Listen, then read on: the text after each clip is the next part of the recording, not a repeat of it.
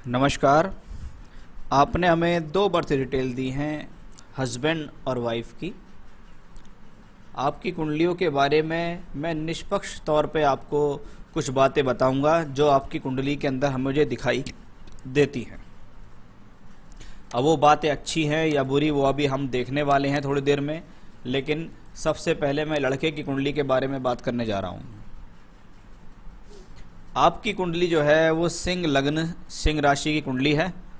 30 जनवरी 1994 को रात को 8:30 बजे आपका जन्म हुआ। लगन में चंद्रमा है।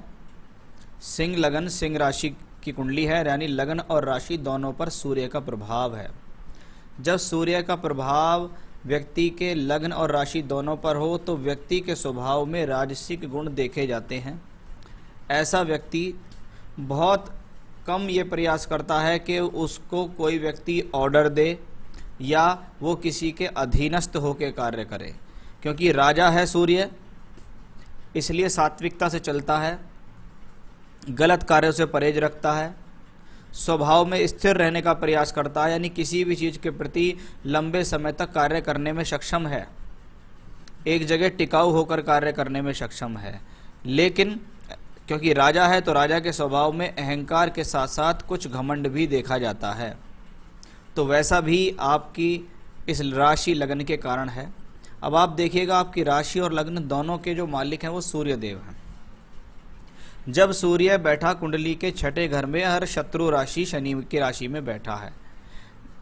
राशि और लगन के मालिक जब छठे घर में शत्रु राशि में बैठे तो लग्नेश और राशि दोनों के मालिक सूर्य छठे घर यानी संघर्ष के घर में शत्रु की राशि में व्यक्ति को जीवन में संघर्ष करना पड़ेगा, यानी ऐसे व्यक्ति का जीवन संघर्षरत रहते हुए बीतता है। संघर्षरत जीवन बिताते हुए व्यक्ति जीवन में तरक्की करता है। साथ में उसके शुक्र है। शुक्र को यहाँ मैं दो तरीके से देखना चाहूँगा। पहला कि तीसरे और 10वें घर का मालिक शुक्र जब छठे घर में बैठता हो तो व्यक्ति को जीवन में किसी के अधीन कार्य करके यानी नौकरी करके जीवन में बेहतरी महसूस होती है, या कह सकते हैं जीवन उसका इन कार्यों से चल जाता है। कभी कभी अगर व्यक्ति जीवन में चाहे तो लंबे समय तक सरकारी कार्यों में हस्तक्षेप करके भी धन प्राप्त कर सकता है, यानी ऐसे लोग सही समय पर अगर कार्य करें, तैयारी करें तो सरकारी नौकरी प्राप्त कर सकते हैं। शुक्र को इन्होंने यहाँ अस्त भी किया। शुक्र को कहा जाता है ब्यूटी ऑफ मैरिज।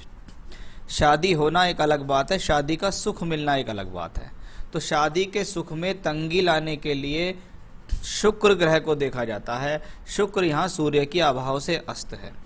साथ में एक ग्रह और है, वो है मंगल, जो कि उच्च का होकर योग कारक है। अब सूर्य, मंगल और शुक्र ये तीनों मिलकर छठे घर में धन योग प्लस राजयोग दोनों बना रहे हैं, यानी मेहनत से धन योग और राजयोग मिलेगा, मेहनत से जीवन में तरक्की मिलेगी, नौकरी के क्षेत्र में कार्य करके तरक्की मिलेगी। मंगल छठे घर में है, शत्रुओं को आप परास्त करेंगे, स्वयं के बल पर आगे बढ़ने की हिम्मत आपके भीतर है। ऐसा व्यक्ति अपनी मेहनत के द्वारा जीवन में भूमि, जमीन, जायदाद, वाहन, सुख अर्जित करता है। जब छठे घर में मंगल हो और नवम भाव को दृष्टि दे, ऐसा व्यक्ति अपने भाग्य से सुख लेने के लिए बहुत अधिक मेहनत करता है। ये एक बहुत अच्छा कॉम्बिनेशन इनकी हॉरोस्कोप में मिला है। राजयोग और धनयोग भले ही कुंडली के 6-8-12 में बने, लेकिन उनका परिणाम मिलता है। जब वो 6-8-12 में बनते हैं तो उनका परिणाम कुछ देरी से मिलता है, और अगर वो केंद्र त्रिकोण में बनते हैं तो उनका परिणाम बहुत जल्दी मिल जाता है। बात करता हूँ मैं चंद्रमा की, कि चंद्रमा द्वादशेश होके यहाँ है और उसको सप्तमें शनि की दृष्टि है। चंद्रमा की दशांतर दशा में आपको कोई यात्रा, बड़ी यात्रा, स्थान परिवर्तन या हवाई यात्रा करने का मौका मिल सकता है। लगन में चंद्रमा हो, चंद्रमा 16 कलाओं का मालिक है, यानी व्यक्ति जीवन में क्रिएटिव है, कलात्मक रवैयों को पसंद करने वाला है, जीवन के अंदर परिवर्तन चाहता है, यानी कुछ ना कुछ चेंजिंग होती रहनी चाहिए लाइफ के अंदर एक बेहतरी के लिए।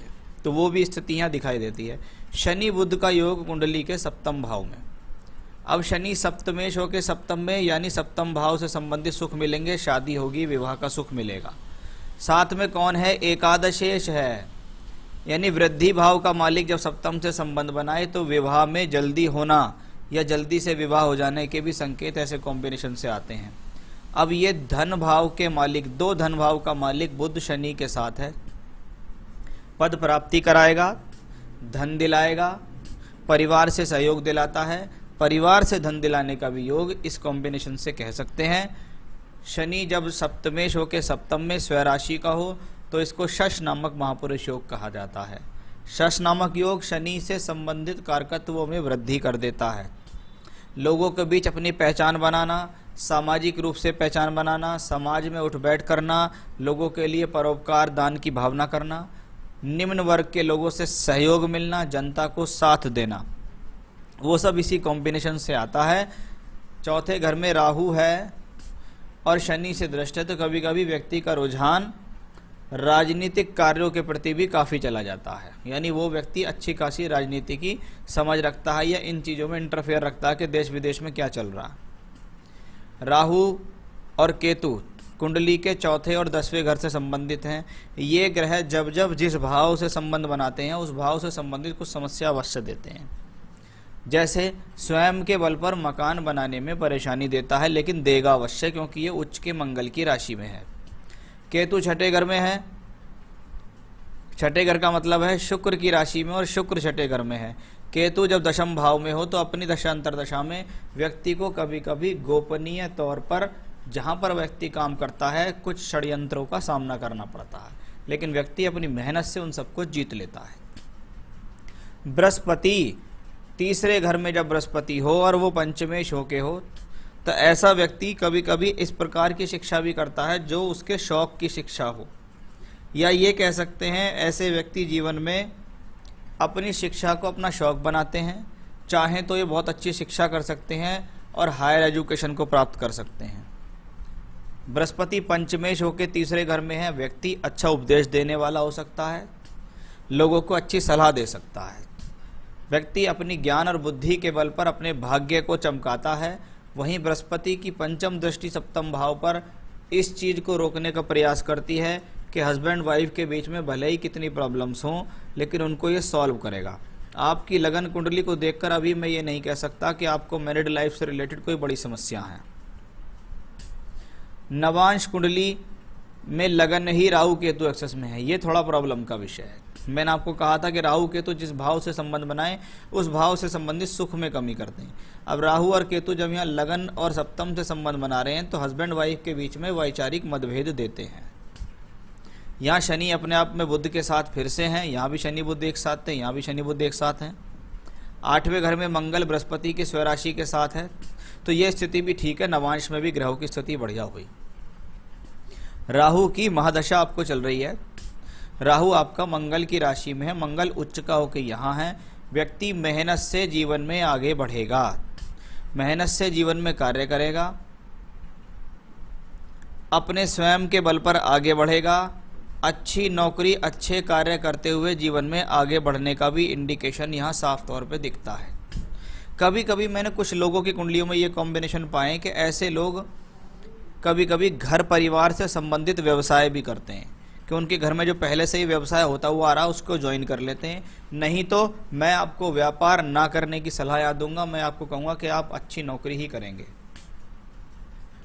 अब आई राहु की बारी के राहु तो यहाँ बैठे हुए हैं, दशमांश में राहु भाग्य स्थान में है और भाग्य स्थान में बुध की राशि में, बुध तीसरे घर में, यानी राहु की दशा में टूर से, ट्रैवलिंग से, यात्राओं से, स्थान परिवर्तन करके दूर स्थान से जुड़कर आपको लाभ मिलेगा।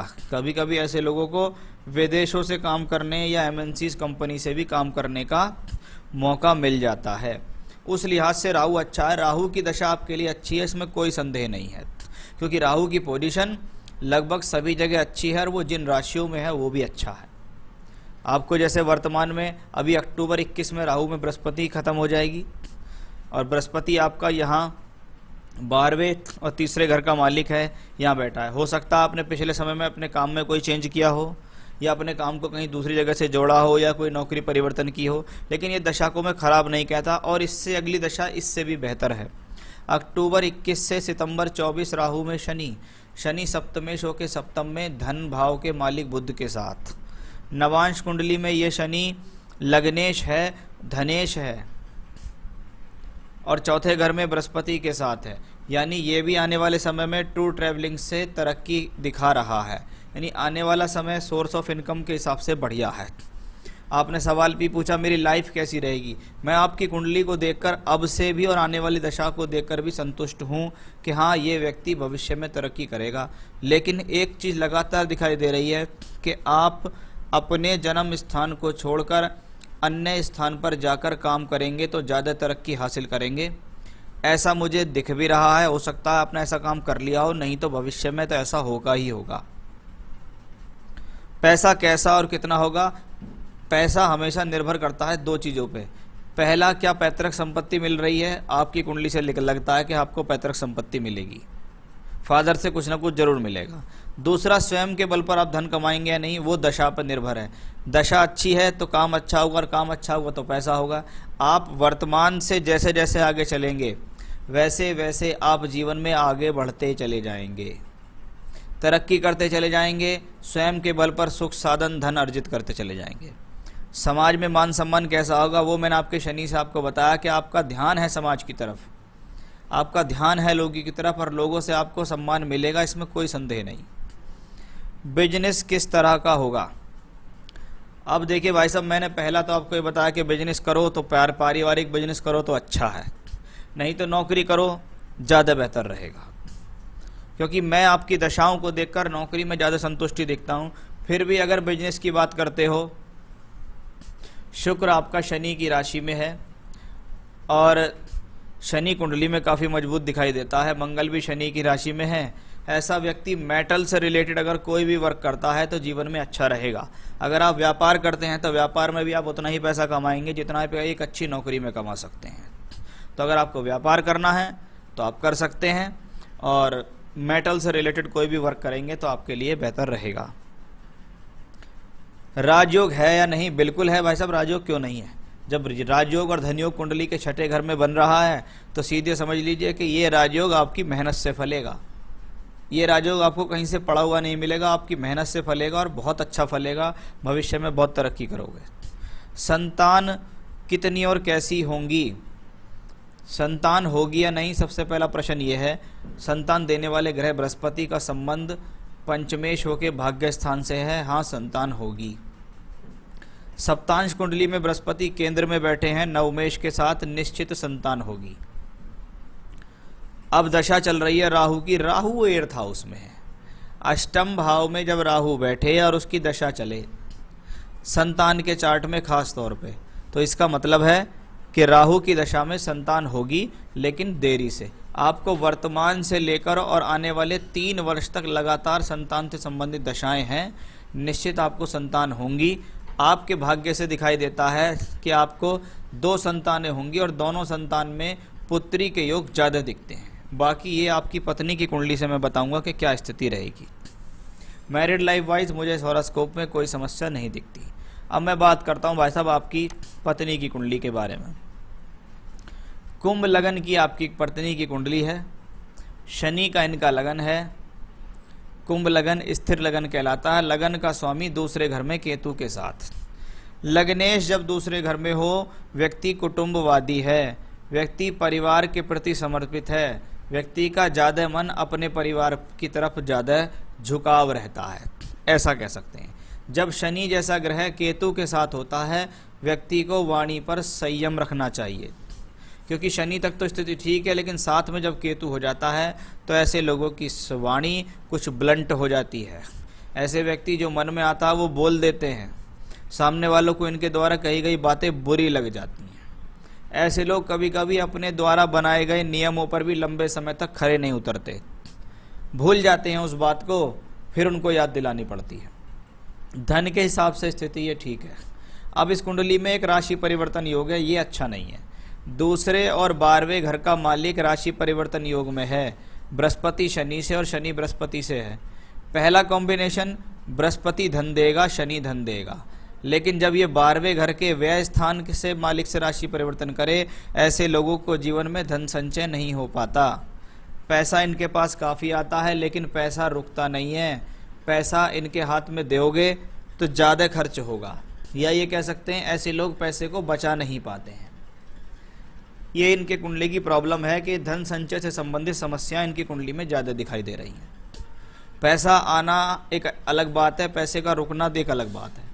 तो धन संचय से संबंधित प्रॉब्लम ऐसे हॉरोस्कोप्स में देखी जाती है, क्योंकि धन का संबंध यह व्यय से लगा है। पैसा आया, पैसा गया, पैसा आया, खर्च हो गया, किसी न किसी काम में लगातार लगता रहा। स्त्रियों की कुंडली में बृहस्पति को द्वादश भाव में नीच का होना अच्छा नहीं माना गया, क्योंकि स्त्रियों की कुंडली में बृहस्पति को पति का कारक कहा गया है। पति कारक प्लैनेट जब 12वें घर में नीच का हो जाता है तो ये अच्छा नहीं कहलाता। ये हस्बैंड से रिलेटेड सुख में कमी करता है। चलिए मैं बात करता हूँ बुध और सूर्य के योग की, कि बुध पंचमेश हैं, सूर्य सप्तमेश हैं, दोनों यहाँ बैठे हैं। कभी कभी ये स्थिति जानकारी में विवाह, प्रेम विवाह या परिवार को पहले से जानते हो ऐसा विवाह भी कराने में सक्षम होती है। जब ये दोनों एक साथ हों तो ये इंटेलिजेंसी के लिए अच्छा होता है, बुद्धि के लिए अच्छा है, पकड़ के लिए अच्छा है, भाषण शैली के लिए अच्छा है। चौथे घर में बैठे हुए हैं बुध सूर्य, आपको जीवन में सुख साधन मिलेंगे। अब इस कुंडली के अंदर दूसरा राशि परिवर्तन योग, पहला तो ज़्यादा अच्छा मैं नहीं मानता, दूसरा अच्छा है। शुक्र और बुध जब राशि परिवर्तन करें तो ये लक्ष्मी योग है। जीवन में पैसे से संबंधित कमी नहीं होने देता ये कॉम्बिनेशन। आप अपने पूर्व पुण्यों से ये लेकर आएँ कि आप जहाँ रहेंगे वहाँ आपको लक्ष्मी मिलेगी, लेकिन वही बात, लक्ष्मी मिलते रहना और लक्ष्मी खर्च होना दोनों दिखाई दे रहे हैं। शुक्र और बुध राशि परिवर्तन करते हैं, यानी बुद्धि का सुख से राशि परिवर्तन है, और इसमें शुक्र भाग्य स्थान का मालिक भी है, यानी लक्ष्मी योग भी है, संतान का सुख देने वाला योग भी है, सुख साधन दिलाने वाला योग है, भूमि जमीन जायदाद अच्छा रहन सहन दिलाने वाला ये योग है, अच्छी भाषण शक्ति, अच्छी पकड़ देने वाला योग है। यानी शिक्षा के स्तर पर देखें तो चाहें तो अच्छी व्यक्ति जीवन में अच्छी एजुकेशन कर सकता है। चलिए अब मैं आपसे बात करता हूँ कुंडली के बहुत खराब योग की। वो खराब योग है चंद्र मंगल राहु का योग। चंद्रमा को दो तरीके से देखो। चंद्रमा हमारी मानसिकता का मालिक है। मानसिकता के मालिक के ऊपर जैसे ग्रहों का प्रभाव होगा मानसिकता वैसी हो जाएगी। आपका चंद्रमा रोग स्थान का मालिक होके 8वें घर में, यानी चंद्रमा रोग देगा।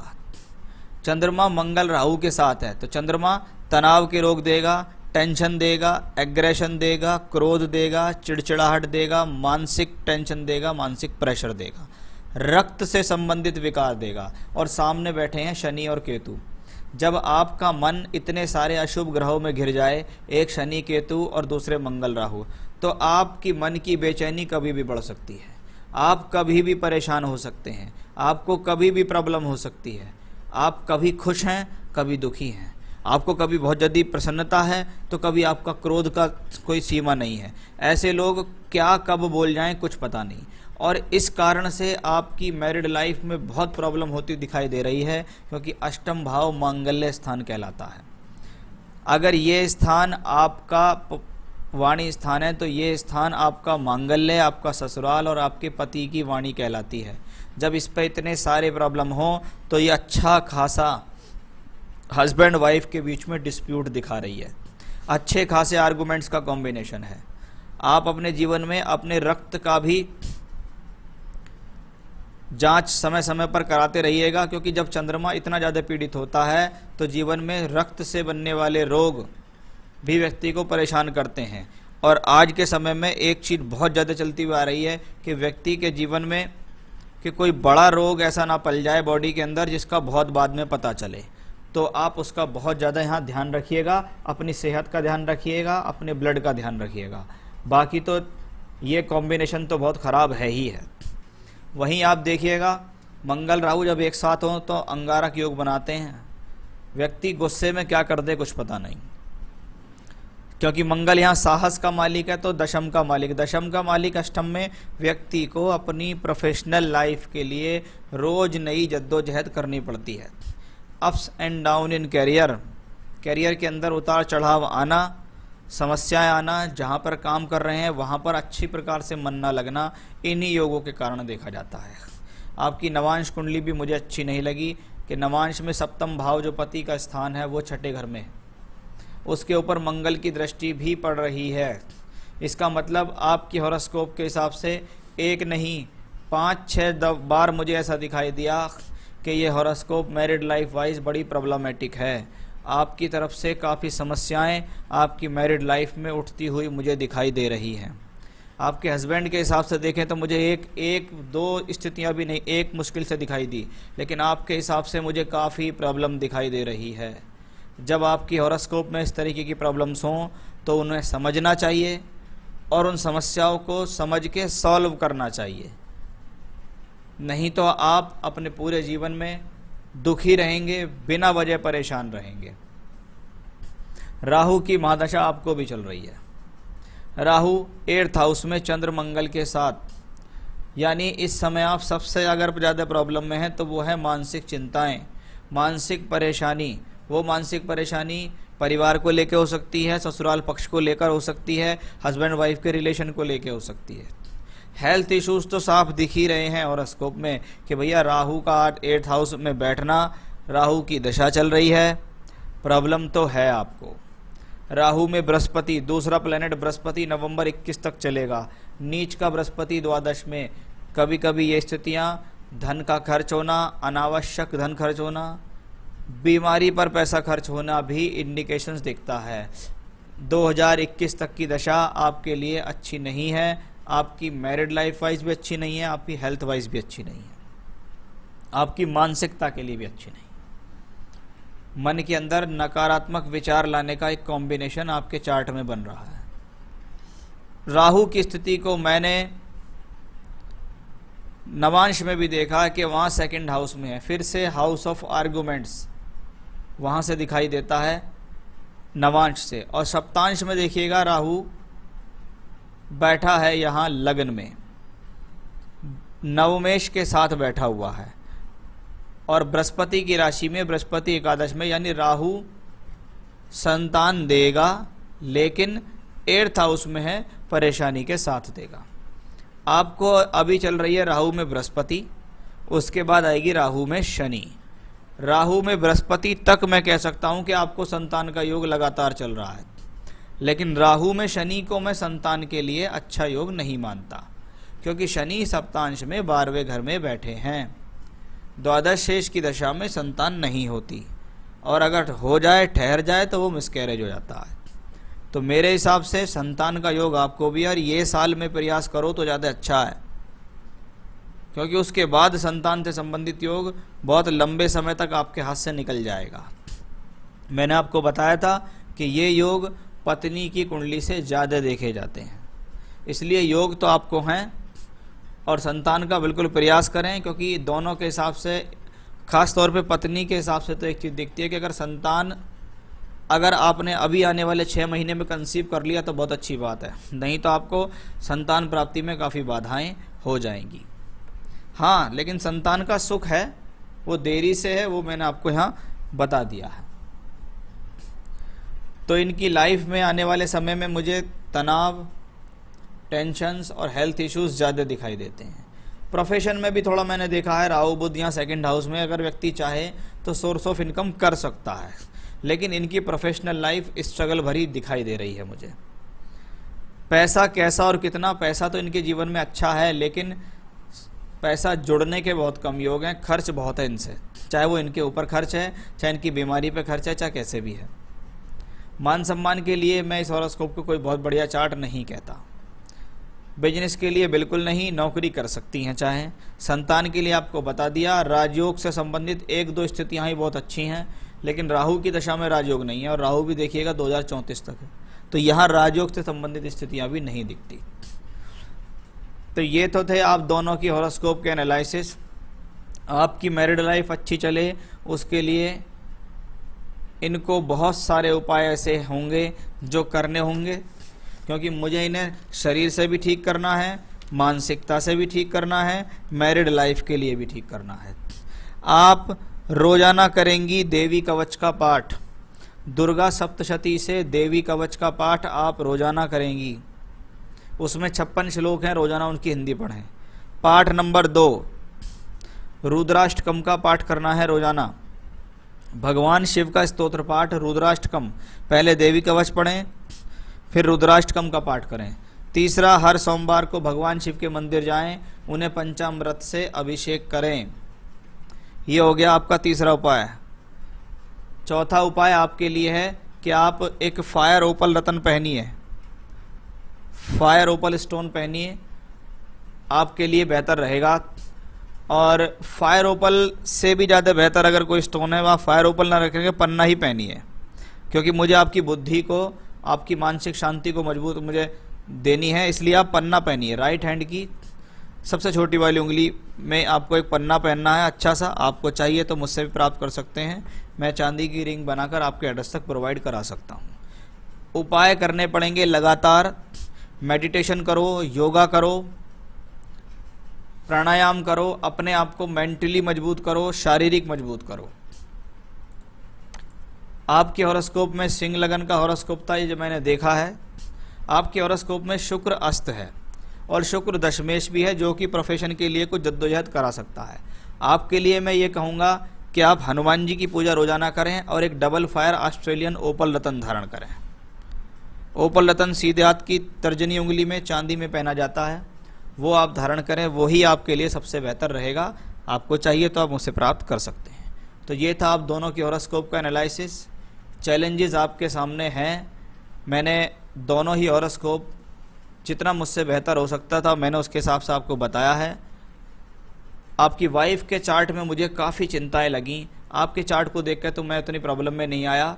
जब एक का चार्ट अच्छा हो और एक का चार्ट खराब हो तो ये तो बात पक्की है कि जीवन में कभी डाइवोर्स या सेपरेशन नहीं होता। लेकिन हाँ, जीवन में संघर्ष जरूर रहता है मैरिड लाइफ के लिए। तो अपनी पत्नी को बोलिएगा कि लगातार उपाय करेंगी तो सारी समस्याएं सॉल्व हो जाएंगी और ये जीवन एकदम खुशहाल बिताएंगी। नमस्कार।